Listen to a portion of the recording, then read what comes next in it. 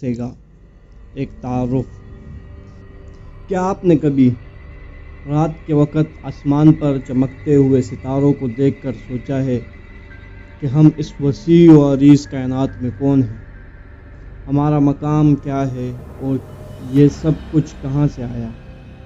آج ہم ایک ایسے ہی سفر پر نکل رہے ہیں، ایک ایسا سفر جو ہمیں وقت اور خلا کی گہرائیوں میں لے جائے گا۔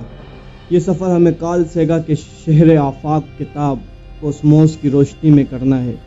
کوسموس صرف ایک کتاب نہیں بلکہ یہ کائنات کے ساتھ ہمارے تعلق کو سمجھنے کی ایک دعوت ہے۔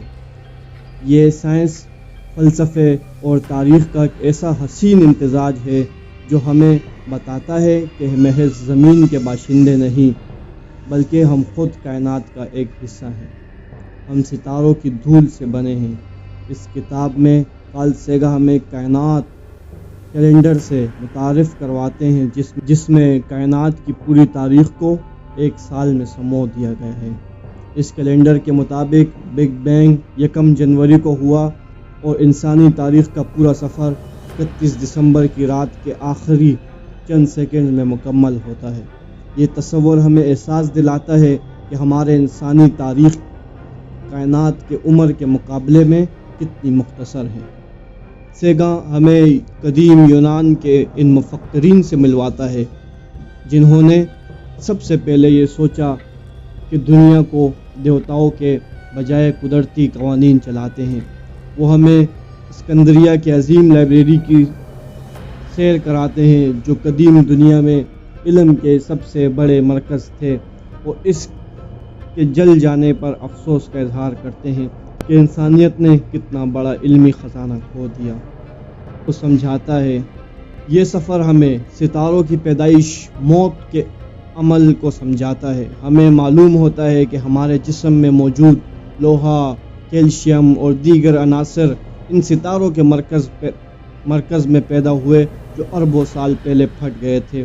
کوسموس ہمیں نظام شمسی کے دیگر سیاروں کی سیر بھی کراتا ہے۔ ہم تاریخ کے سرخ وادیوں کو دیکھتے ہیں، زہرہ کے زہریلے بادلوں کے بارے میں جانتے ہیں، مشتری کے عظیم طوفان کے مشاہدہ کرتے ہیں۔ سیگا ہمیں بتاتے ہیں کہ کس طرح دوسرے سیاروں کے مطالعے ہمیں اپنی زمین کو بہتر طور پر سمجھنے میں مدد دیتا ہے۔ یہ کتاب سائنس کے بارے میں نہیں بلکہ یہ انسانی تجسس کی کہانی ہے۔